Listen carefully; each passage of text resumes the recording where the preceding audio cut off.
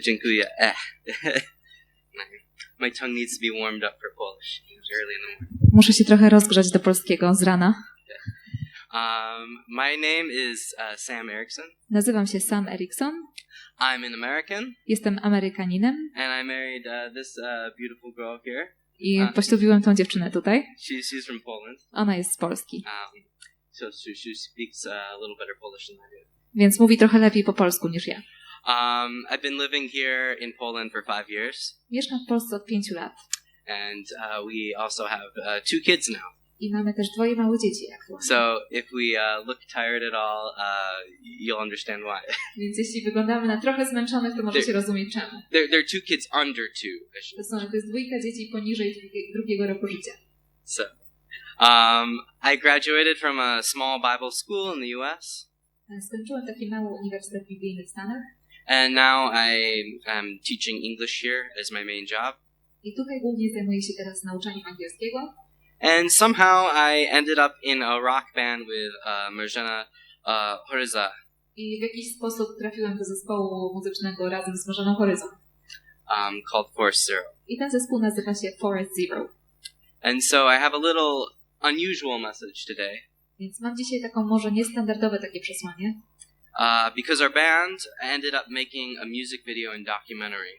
Bo nasz zespół stworzył klip do piosenki i dokument.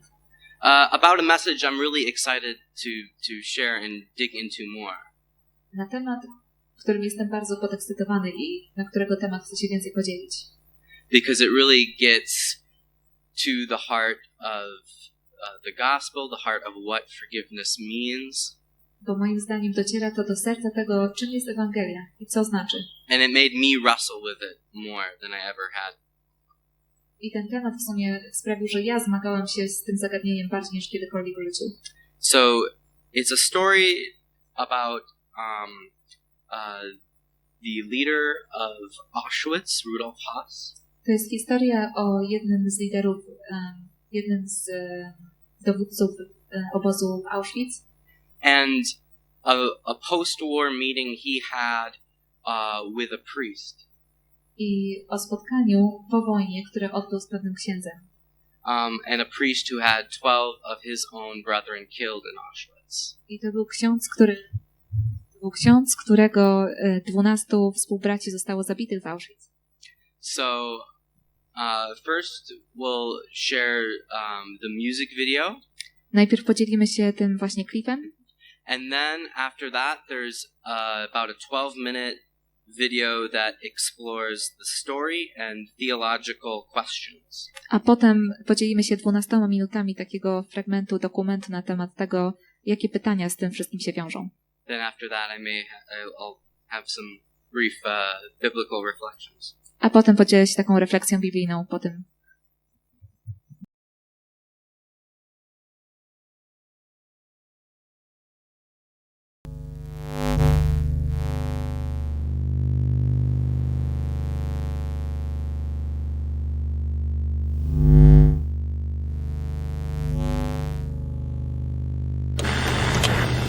An der Ostfront.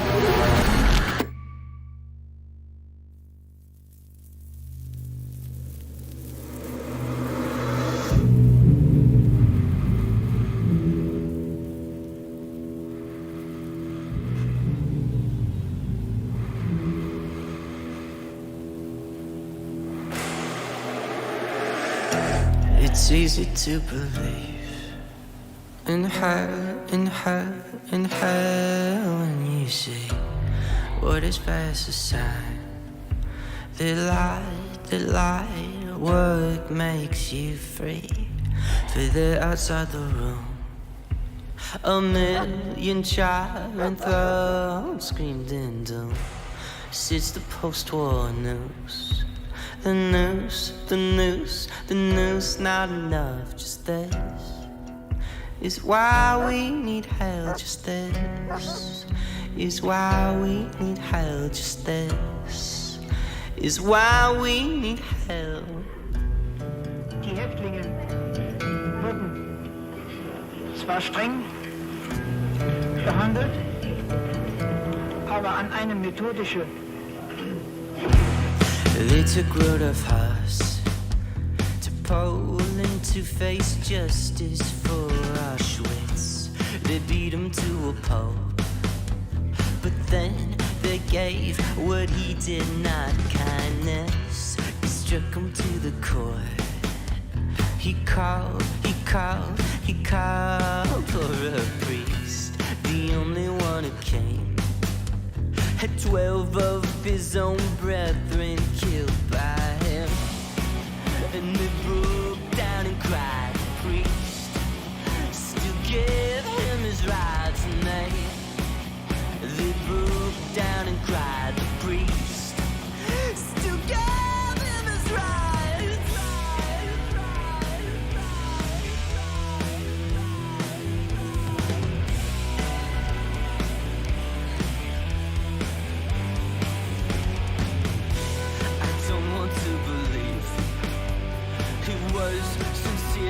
But he apologized. Do I want to believe we all go to heaven when we die? And do I still want God to look away if I dare cross the line? And this is why Jesus died to stay.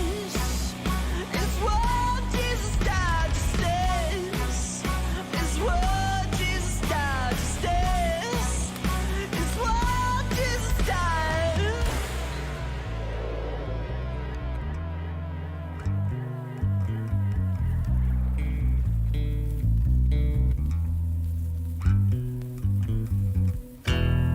thief upon the cross should sorry, please remember God forgave. But do you understand the man across him and how sick his weight of Wordsworth's murderer, and any wrong for any to have grace? And it's a scandalous love for all who call the blood for all. Scandalous love for all who call the blood.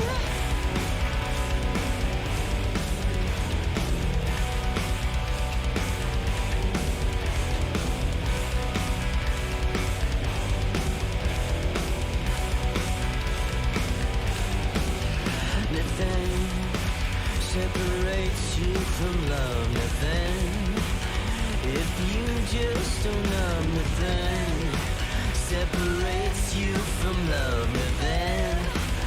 If you just don't love, nothing separates you from love, nothing. If you just don't love, nothing separates you from love, nothing. If you just don't love.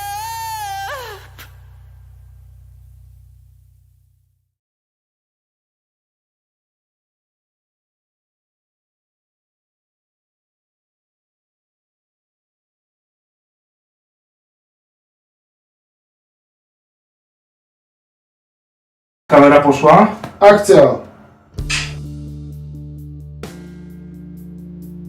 The story of Rudolf Haas.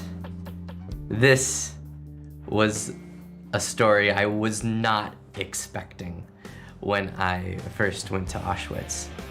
That really challenges you. What do you actually believe? What do I actually believe? And not just what I think I believe. What is easier to accept?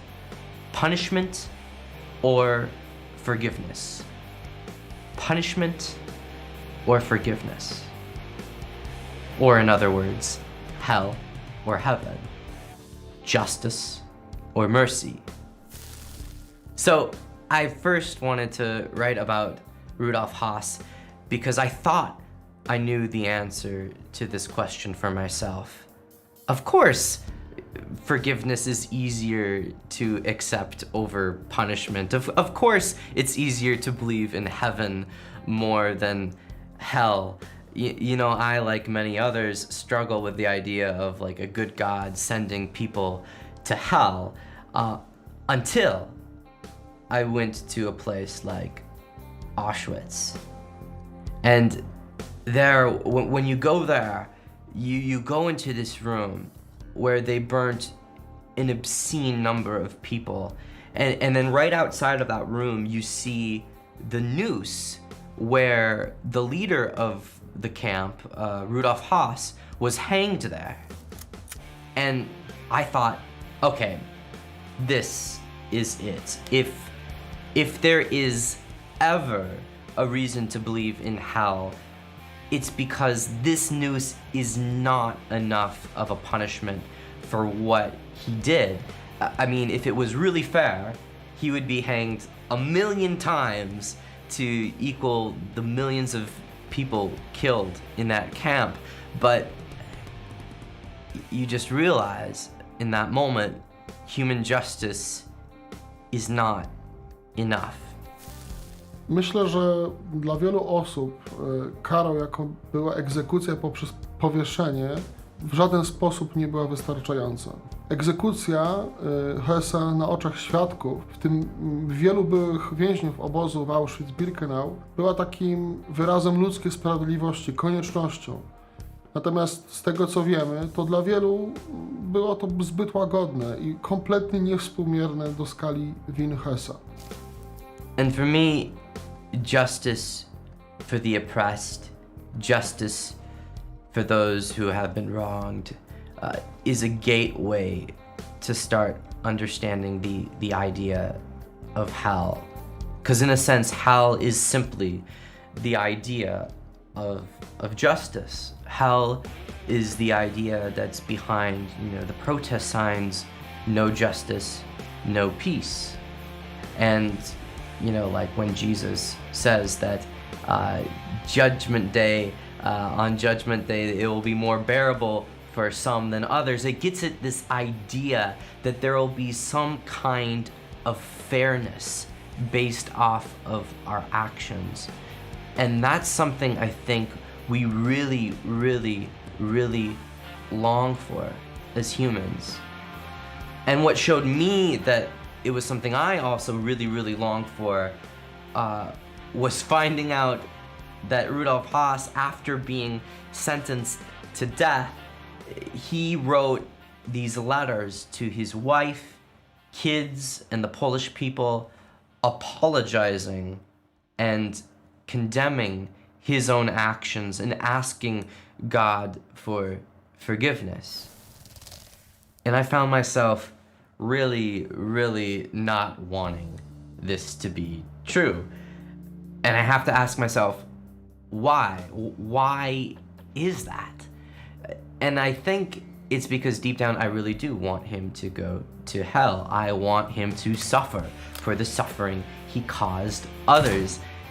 And that makes, as someone who is a Christian, it makes you face a very difficult, gut-churning, horrible question. What if Haas was truly sorry? And what if God did forgive him? Is forgiveness actually harder to accept than the idea of hell? And one thing you have to understand in traditional Christian theology, it's not about good people doing good things to go to heaven and bad people doing bad things and going to hell. No. In traditional Christian belief, it's this belief that every single human has evil inside of them. And the only way to have a relationship with God is simply being truly, deeply sorry for what you have done, your own evil, owning up to it and turning away from it and asking God for forgiveness. And God can forgive you only because Jesus took the punishment that we deserved on himself on the cross. I found myself not wanting there to be forgiveness for some people. And maybe his apology wasn't real. Maybe he was just being sorry he got caught like a lot of the other people, the German officers during that time. But it doesn't really explain how in the world did this priest, who had 27 of his fellow priest friends in Auschwitz, and 12 of them were killed, how did he look into the eyes of the man responsible for his pain and suffering? And how did he give him the most sacred symbol of forgiveness in all of Christianity?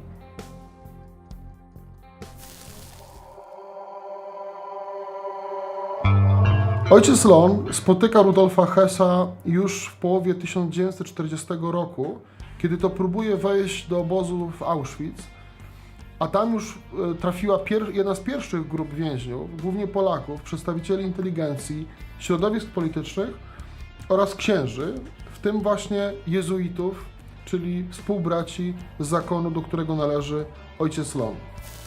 Udając się z posługą, zostaje przegoniony spod bramy obozu. Ale mimo tego próbuje w jakiś sposób dostać się na teren tego kompleksu. W tamtym czasie nikt jeszcze nie zdaje sobie sprawy z rzeczywistych planów Niemców co do funkcjonowania przyszłego obozu zagłady. To jest 40 rok. Znajduje przerwę w ogrodzeniu, wchodzi na teren obozu i tam zostaje złapany przez strażników. Karą za wejście nielegalnie do obozu ma być rozstrzelanie. Trafia przed komendanta obozu Rudolfa Hessa, który wtedy już gorliwie organizuje podwaliny funkcjonowania Auschwitz-Birkenau, największej fabryki śmierci w historii ludzkości. Z jakiegoś powodu Hess jest zaintrygowany osobą księdza.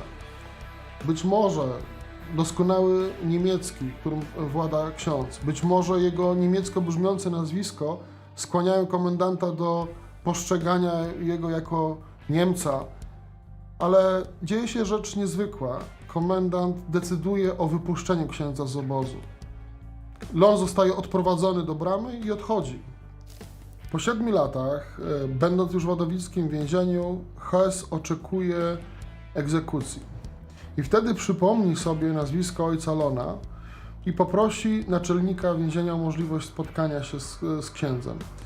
Wydaje się to wręcz nieprawdopodobne, ale ktoś z pobliskiej parafii kojarzy nazwisko zakonnika, który, jak się okazało, żyje i służy jako prowincjał zakonu jezuitów w Łagiewnikach. Ojciec Władysław zostaje 10 kwietnia 1947 roku przewieziony do więzienia w Wadowicach i tam się decyduje na spotkanie ze zbrodniarzem. Potem wielogodzinne rozmowy 10 owocują aktem nawrócenia się Rudolfa Hessa i udzieleniem łaski przebaczenia przez ojca Lona.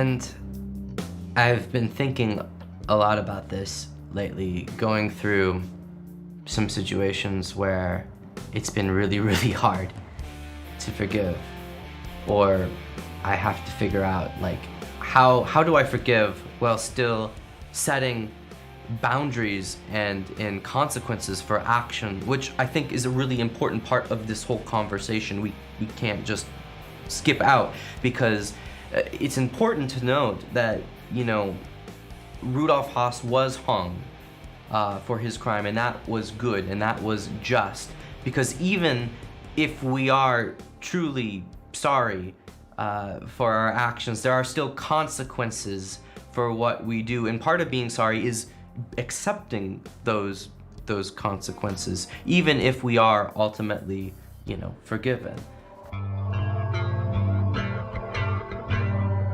If I want God to punish others for their wrongs, what about when I wrong others?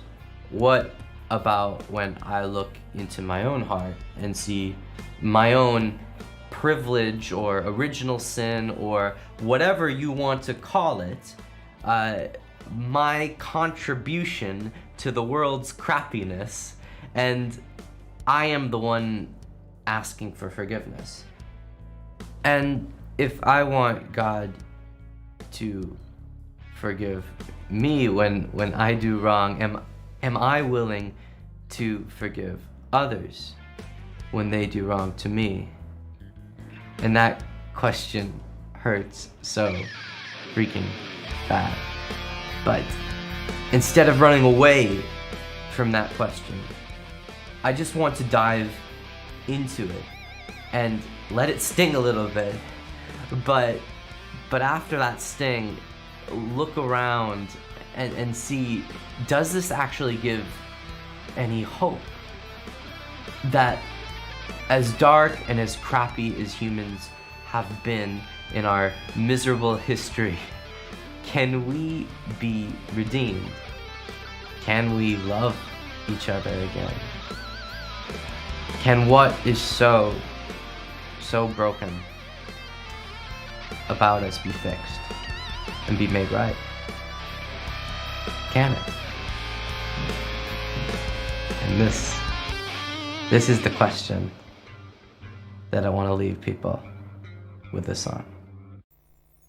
So obviously this is a very deep idea, forgiveness. Więc oczywiście przebaczenie to jest bardzo głęboki temat. And in a very heavy kind of subject and form about it. I to jest bardzo ciężka forma, żeby o tym rozmawiać. It's probably, a message that you could explore really for the rest of your life and still not get to the bottom of it. To jest kwestia, którą można pewnie rozważać przez całe życie i nigdy nie dotrzeć do dna tej kwestii. But I don't have the rest of your life to give a message here today. Ale nie mam reszty waszego życia dzisiaj, żeby sobie mówić. I'll try to find one maybe little aspect to expand on. Więc spróbuję znaleźć jeden aspekt, na którym się skupię. And I wanted to clarify. I chcę tutaj dać znać jasno.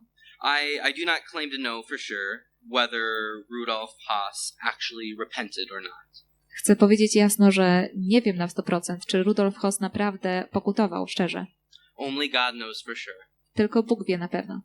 And I think God knows the difference between someone who is actually sorry. I myślę, że Bóg zna różnicę między kimś, kto naprawdę, komu jest przykro i kto pokutuje. And grieved by their wrongs. I kto jest zasmucony głęboko swoją winą. Versus someone who is only sorry because they fear punishment. Wobec tego, jak ktoś czasami może przepraszać tylko dlatego, że boi się kary. And like what was mentioned in the video. I tak jak mówiłem w tym wideo. I think it's important to remember how consequences fit into forgiveness. Myślę, że ważne jest, żebyśmy pamiętali, jak konsekwencje wpasowują się w ten temat przebaczenia. That even when we are forgiven by God, nawet kiedy zostało nam przebaczone coś przez Boga, our sin still has consequences that affect other people. Nasz grzech dalej ma konsekwencje, które mogą wpływać na innych ludzi. That we need to find a way to deal with. I musimy jakoś sobie z tym poradzić.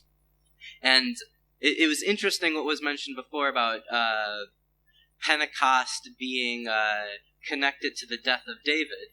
I dla mnie było ciekawe to, co usłyszałam na początku nabożeństwa, jak Pięćdziesiątnica ma połączenie ze śmiercią Dawida. Which was new for me. To była dla mnie nowa informacja. Because I thought of the story of David and Bathsheba. Bo w tym temacie myślałem o historii Dawida i Batrzeby. And how that is probably one of the best stories I think that can deal with the complexity of how forgiveness works. I myślę, że to jest jedna z historii, która w najlepszy sposób radzi sobie z tymi komplikacjami tego, jak działa przebaczenie. Of course, it is often a story used to oversimplify forgiveness by some people. Często to jest historia używana, żeby może za bardzo uprościć kwestię przebaczenia przez niektórych. Sometimes you hear that story brought up when a Christian leader has a big moral failing. Czasami słyszymy tą historię w kontekście jakiegoś wielkiego upadku moralnego jakiegoś lidera chrześcijańskiego. Maybe someone will say, well, God forgave David, so we should just ignore what so-and-so did. Może ktoś powie, no Bóg wybaczył Dawidowi, więc powinniśmy po prostu zignorować to, co ktoś tam zrobił. And I can imagine someone maybe misinterpreting the message in our video maybe in a similar way. I wyobrażam sobie, że ktoś może też tak zinterpretować przesłanie naszego wideo. Some people might think, oh, well, what does it matter what I do if I can just ask God for forgiveness at the end of my life? Może ktoś sobie myśli, no co to ma za znaczenie, co robię, skoro i tak na koniec życia mogę poprosić Boga o przebaczenie. So that's why I think that the David and Bathsheba story is an important one to look at the details. Dlatego właśnie myślę, że ważne jest, żeby spojrzeć na szczegóły tej historii Dawida i Batszeby. So to quickly summarize, Żeby to szybko jakoś streścić. David was one of the godliest kings in ancient Israel. Dawid był jednym z najbardziej bogobojnych królów w historii Izraela. He wrote most of the Psalms that we have in our Bible. Napisał większość psalmów, które mamy w Biblii. God called him a man after his own heart. Bóg nazywa go człowiekiem według własnego serca jego. And even made a promise to send the Messiah through his blood. I nawet obiecuje, że wyśle Mesjasza, który będzie wywodził się z jego pokolenia następnego. But there was a time his country was at war. Ale był czas, w którym kraj Dawida był na wojnie And he stayed behind. i on został w kraju. And from a palace he noticed a beautiful woman bathing. I będąc w pałacu zobaczył piękną kobietę, która się kąpała. The woman was the wife of another man, Uriah, I ta kobieta była żoną innego mężczyzny, Uriasza, who was gone at war. który w tym czasie był na wojnie. But David didn't care. Ale Dawidowi to nie przeszkadzało. He called for her Zawołał ją, and he slept with her, spał z nią but he also got her pregnant, i przy okazji ona zaszła w ciążę. which was a problem he was trying to hide. I najpierw Dawid próbował to jakoś się zatuszować. So he called for her husband to come, Więc wezwał jej męża, żeby przyjechał. tried to get him to go home Chciał- to his wife, Chciał, żeby spotkał się ze swoją żoną w domu, but a few attempts he refused, ale kilkakrotnie on odmówił, since he didn't want to relax and comfort, bo nie chciał się relaksować, while the rest of his brothers in arms were out fighting. podczas gdy reszta jego współbraci, wojowników była na wojnie. So David put him on the front line, Więc Dawid postawił go na samym przodzie armii gave orders for the army to fall back i dał rozkazy armii, żeby wycofała się wokół niego, to ensure Uriah would die. żeby upewnić się, że on na pewno zginie. Needless to say, God was not happy, No i oczywiście, wiadomo, Bogu się to nie podobało. and he sent a prophet, Nathan, to him. I wysłał Natana, proroka, do niego.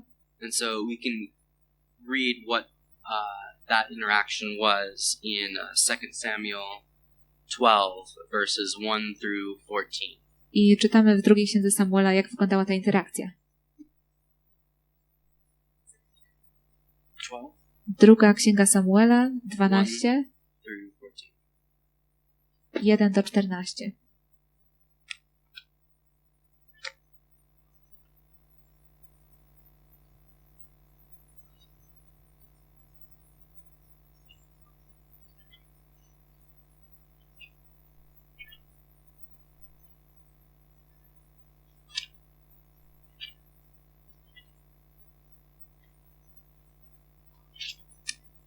Dwanaście, 1 do 14.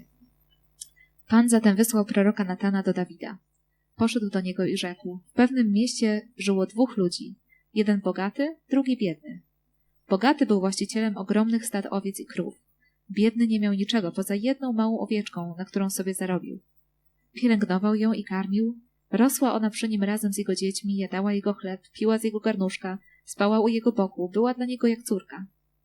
Przyszedł kiedyś do tego zamożnego człowieka podróżny. Żal mu było jednak wziąć jakąś sztukę ze stada swoich owiec lub krów, by ugościć podróżującego cudzoziemca, który przybył do niego. Więc zabrał owieczkę owemu biedakowi i przyrządził ją dla przyszłego do niego człowieka. Dawid uniósł się wielkim gniewem na owego męża i rzekł Dawid do Natana: na życie Pana, sprawca tego czynu już należy do śmierci, a za tę owieczkę zapłaci 7 swoimi, bo bez żadnej litości dopuścił się takiej rzeczy. Na to Natan odpowiedział Dawidowi: to ty jesteś owym mężem, który czegoś takiego się dopuścił. Pan zatem, Bóg Izraela, tak mówi: ja jestem. Namaściłem cię na króla Izraela. I ja jestem. Ocaliłem cię przed ręką Saula. Oddałem ci dom twojego pana i kobiety twojego pana na twoje łono. Oddałem ci dom Izraela i Judy. Gdyby to było mało, dodałem ci do tego jeszcze coś więcej. Dlaczego dodałbym ci do tego jeszcze coś więcej? Dlaczego zatem zlekceważyłeś słowo Pana, czyniąc to, co złe w oczach Pana?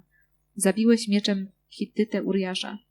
Wziąłeś sobie za żonę jego żonę, a jego zamordowałeś mieczem Amonitów. A zatem oto nigdy miecz nie odstąpi od twojego domu. Za nic bowiem uznałeś mnie, zabierając żonę Hittycie Uriaszowi, aby była twoją żoną. Pan mówi tak: oto ja wyprowadzę zło przeciw tobie i z twojego domu. Na twoich oczach zabiorę ci twoje żony i oddam je komuś ci bliskiemu. On przy pełnym świetle słońca będzie spał z twoimi żonami. Dopuściłeś się tego i starałeś się to ukryć, więc ja spełnię swoje słowo na oczach całego Izraela i w blasku słońca. Dawid odezwał się do Natana. Rzeczywiście, uchybiłem Panu. Natan rzekł Dawidowi: Pan już ci przebaczył twój grzech. Nie umrzesz. Jednak ponieważ tym postępkiem umocniłeś wrogie działania nieprzyjaciół Pana, umrze ten urodzony ci syn. On one hand, you see the incredible forgiveness of God. Z jednej strony widzimy tu niesamowite przebaczenie Boga. David, in his own words, deserved death. W jego własnych słowach Dawid zasługiwał na śmierć, But God gives him mercy. ale Bóg daje mu łaskę. And for us now who have the New Testament, I dla nas, którzy mamy już Nowy Testament, we can understand how God was able to pass over his sin. rozumiemy, jak Bóg mógł wybaczyć mu jego grzech. Because ultimately it was Jesus who came and took the punishment of sin on himself. Bo ostatecznie to Jezus przyszedł i zabrał ten grzech na siebie. So just like we look backward to what Jesus did, those before Jesus looked forward in hope to what he would. Więc tak jak my teraz patrzymy wstecz na to, co zrobił Jezus, tak ci ludzie w Starym Testamencie patrzyli do przodu na to, co Jezus zrobi. At the same time, we see evil has consequences. W tym samym czasie jednak zło ma swoje konsekwencje. Nathan made that very clear. I Natan powiedział to bardzo jasno. Which is sometimes where we have selective memory about the story. I tutaj właśnie czasami zapominamy tej części historii. Because David's life would be filled with violence, drama. Bo życie Dawida od tej pory jest wypełnione dramatem i przemocą. And people treating him the way that he treated others. I ludźmi, którzy traktują go w ten sposób, jak on potraktował innych. The consequences would not only hurt him, I te konsekwencje nie tylko dotknęły jego, but the effects of our sin also have life and death consequences for others as well sometimes. ale konsekwencje naszych grzechów mają też często odbijają się na ludziach wokół nas. And so when you read the rest of 2 Samuel, Więc kiedy czytasz dalszą część drugiej księgi Samuela, it's filled with those stories to jest napełna tych historii. of his own sons attacking him, Mówi o tym, jak synowie Dawida atakowali go, his daughters being abused, jak jego córki były wykorzystywane, and he even had to go into hiding for a time, jak musiał się ukrywać przez pewien czas. and on and on and on.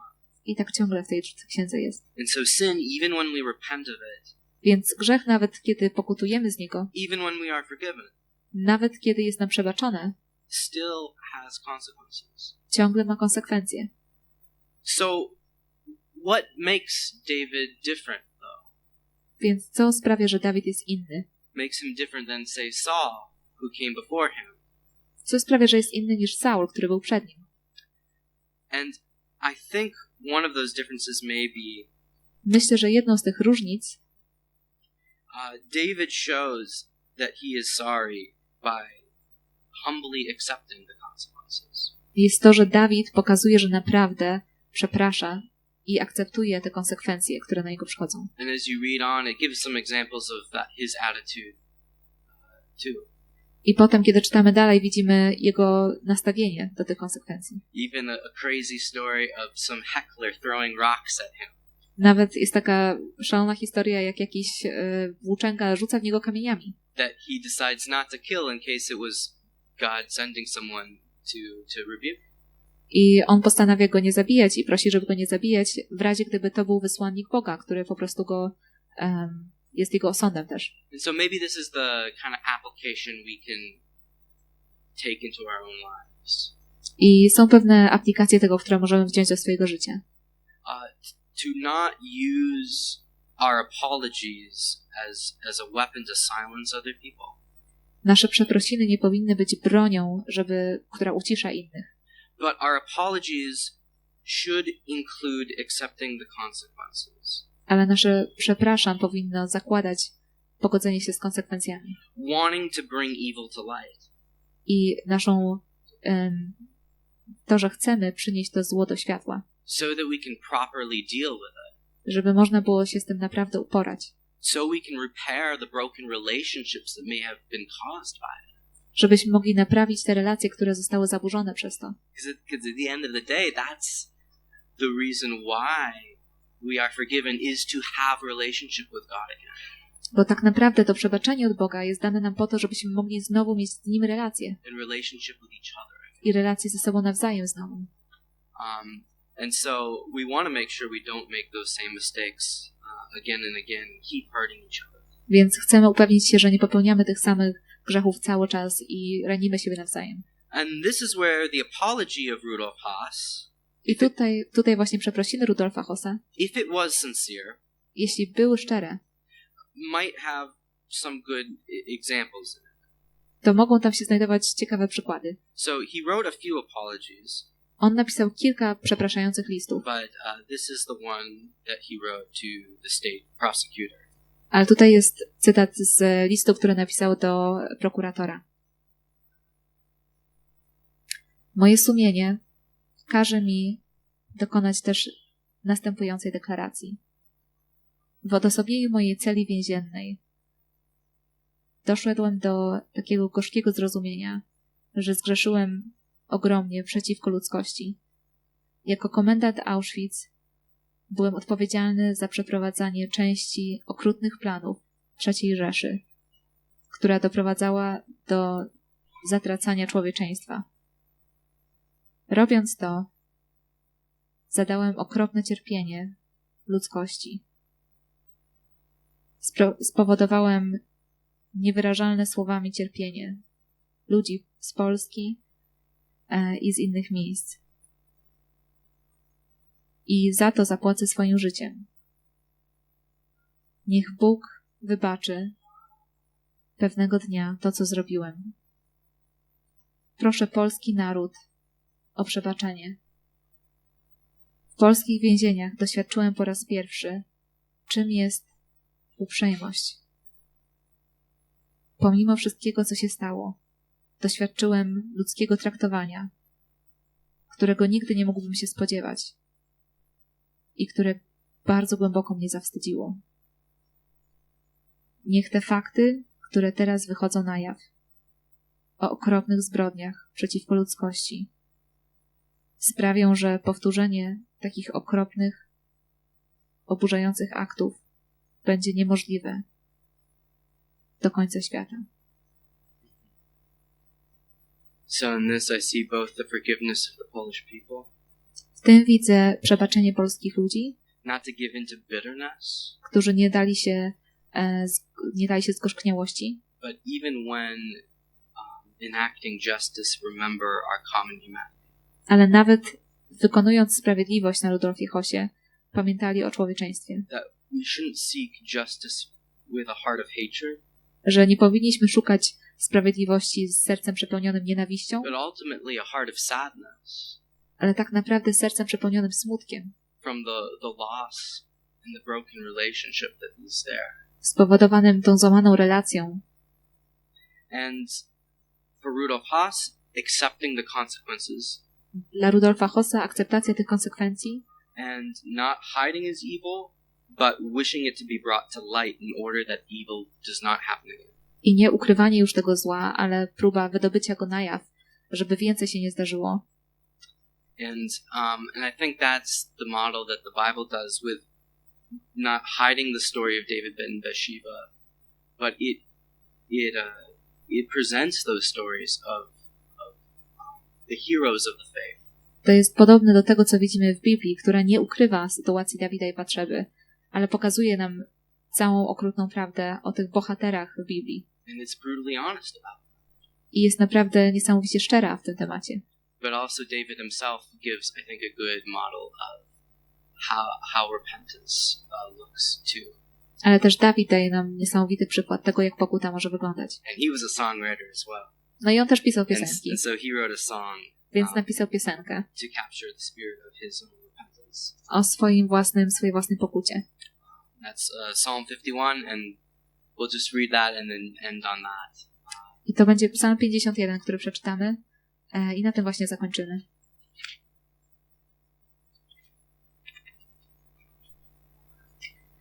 Do wykonania. Psalm dla Dawida, kiedy wszedł do niego prorok Natan po zbliżeniu się przez króla do Batszeby.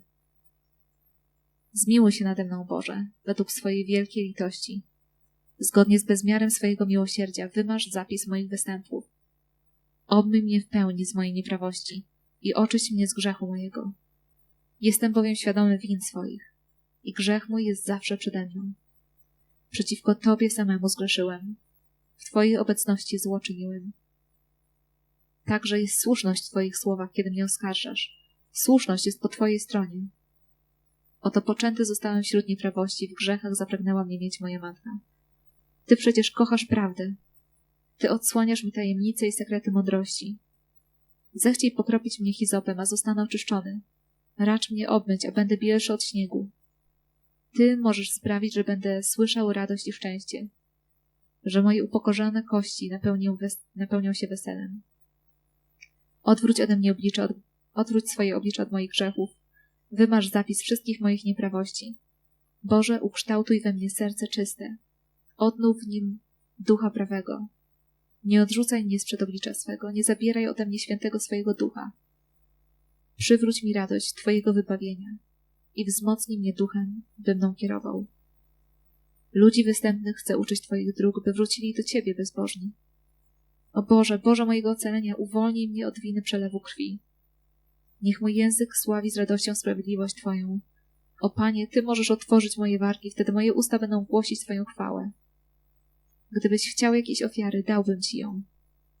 Ale Ty nie masz upodobania w ofiarach, nawet całopalnych. Ofiarą dla Boga duch skruszony. Skruszonego i korzącego się serca Bóg nie zlekceważy. Według swojej łaski, Panie, napełnij Syjon weselem, a mury Jeruzalem niech zostaną odbudowane. Wtedy może zechcesz znaleźć upodobanie w ofierze sprawiedliwości, w złożonym darze i całopaleniach. Wtedy na Twoim ołtarzu będę składać cielęta.